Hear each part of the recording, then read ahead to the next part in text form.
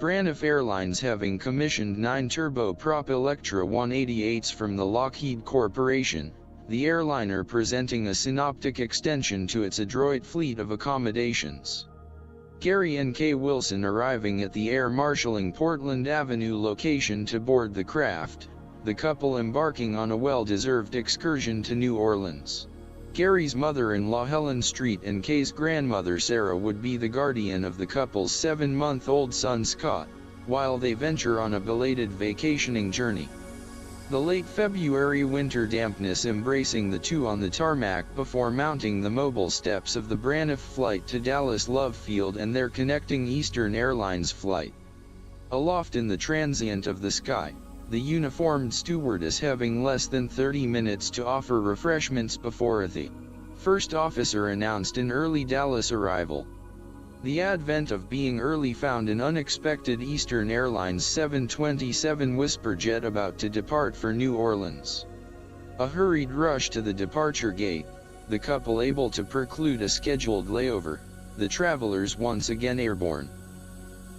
The no smoking and fasten seat belt insignia came on, followed by the captain's announcement. The weather conditions are for scattered thunderclouds with minor turbulence on our approach to New Orleans, and all passengers to remain seated with their seat belts fastened. The buffeting continued with the silhouetted darkened clouds convening an invitation, the streaking lightning lashing downward like an illuminated spear, the craft seeming to shudder with each looming sounds of thunder.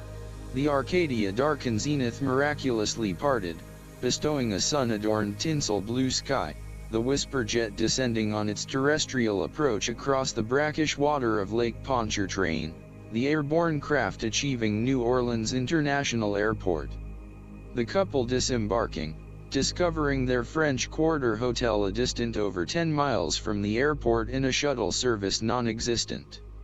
The cab excursion was almost as harrowing as the buffeting aircraft, the driver vocal with the horn, the couple finding the driver to be native of New York City, giving credence to the experience. Their lodging destination finally attained, Gary discovering the Mont Leon, a very capacious hotel with many luxurious rooms and suites, but with the couple's limited budget, their reservations only provided for diminutive accommodations in the stately hotel. The Mont Leon, known for its exclusive rooftop dining area, accompanied with a separate aquatic natatorium, a swimming area high above the French Quarter. The downstairs cocktail lounge with its ornament bar premiered an illustrious past. Gary soon finding that the novelty of the lounge was not only its decorative past, but incorporating some very modern attachments. Upon waiting for Kay, he seated himself at the bar to observe the highly anticipated televised fight between Cassius Clay and Sonny Liston. His ascertainment for viewing was short-lived, turning back from ordering a beverage, discovering the television wasn't where he thought it was, then realizing the area of the television hadn't changed, it was the bar that had moved. He was seated at a carousel bar. The nocturnal hours finding the two on a discovery venture of the French Quarter, dining at the View Carré on St. Charles Street. The couple discovering the inaugural of a linen-draped arme maitre d', attentive for service during the repast, and when questioned, suggested an impressionable cuisine and an introduction to a new frontier in white wine, the respected German Liebfraumilch, labeled Blue Nun. The dining regalement was complete. The later hours finding the couple continuing their exploration, a musical haven, the Dixieland, and jazz interpretations featuring the trumpet of Al Hirt famed by the hit song Java, the clarinet of Pierre Dewey LaFontaine Jr. better known as Pete Fountain, both having secured their own nightclubs. A visit to Preservation Hall, the home of the old Reservation Dixieland Band, Gary was surprised. The structure looked to be in a state of disrepair, the musicians somewhat resembling their building, but their music proving otherwise, discovering it was all part of retaining the anastomotic appearance. The following morning found the Mississippi calling the inquisitive to bestow her portion of ambiguity and to demonstrate her warranted endowment. The couple boarding the Delta Queen, witnessing the churning of the steam-powered paddle wheel, the reflection of a past era crested with the ambience of the river breeze. The overwhelming nostalgic presence interrupted by the motorized sound of the modern watercraft passing by, their trailing wakes cascading shoreward. The couple touring the riverboat's dance hall, the decorative pavilion parading the revelations of an earlier generation, nostalgia represented by the fruits of their labor and the simplicity of life found in a bygone era of the riverboat.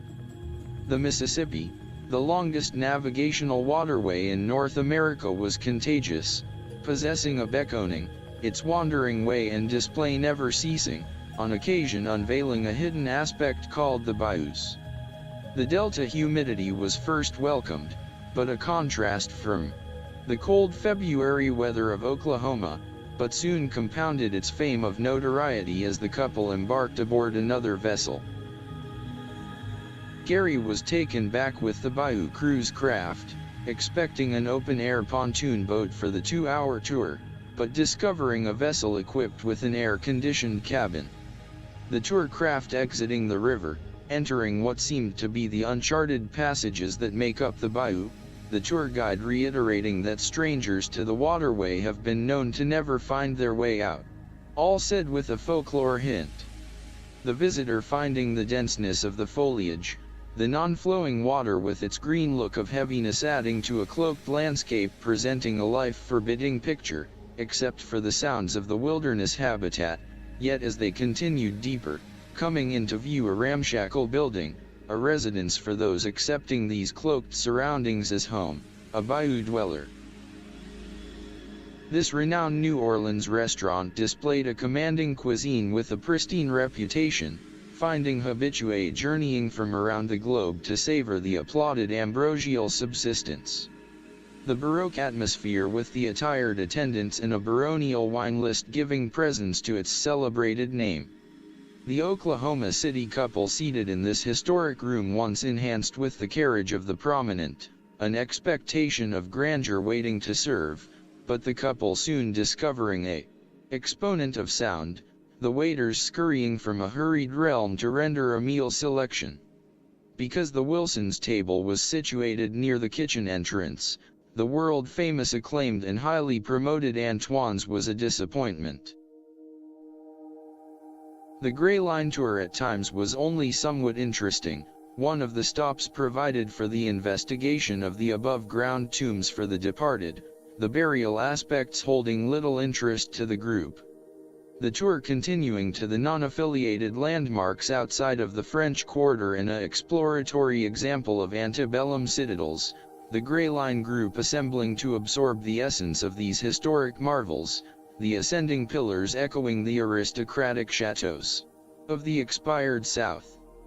The Wilsons departing from Gray Line, the two visitors from Oklahoma and a self-administered tour of Jackson Square, entering the famous St. Louis Cathedral, with its inlaid sculpture and paintings.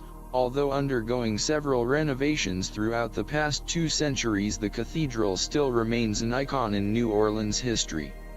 The evening hour found the two strolling through the French Quarter, a dining opportunity at the Court of Two Sisters, a gated period-decorated establishment with an impeccable reputation. The evening about to culminate, a last accommodation, a beverage from Pat O'Brien's. Gary acknowledging, a visit to the French Quarter wouldn't be complete without an O'Brien's famous hurricane cocktail. The hurricane, a rum and fruit juice mixture served by the green and white attired waiters in a hurricane lamp-shaped souvenir glass, endowed with a logo and the Pat O'Brien name. The morning before leaving New Orleans, Gary desiring to quell a curiosity if the historic riverfront atmosphere he had perceived as a youth was true. Even though suspecting that she would decline, he asked Kay if she wanted to join him. Gary leaving the Mont Leon, walking the 4 blocks to Front Street, then north along the river, acknowledging the massive commodity transports displaying the flags of innumerable nations. as well as the labor emissaries, the vessel crew members and longshoremen. Gary, noticing a local liquor bar adjacent to the waterfront being patronized, becoming inquisitive, deciding to partake of its atmosphere. Without hesitation he entered the rustic riverside beverage oasis, noting the long counter with placement stools, the tap handles of beer dispensers protruding above the bar, proclaiming an identity of what was on tap, and the rise of smoke from workers' leveraged cigarettes. Behind the bar stood a gruff-looking personality playing host to the waterfront longshoremen, foreign-accented seamen all seated, satisfying a thirst. On the bar counter rested gallon jars of condiments, assorted edible assemblages, and on a bed of crushed ice was the premium delicacy, oysters on the half-shell. Gary's entrance to the waterfront bar was purposeful, a brief interlude to experience the surroundings, the smoked ambience permeated with the odor of the river and the appearance of the occupants, the atmosphere fulfilling a scene from a long-forgotten seafaring movie.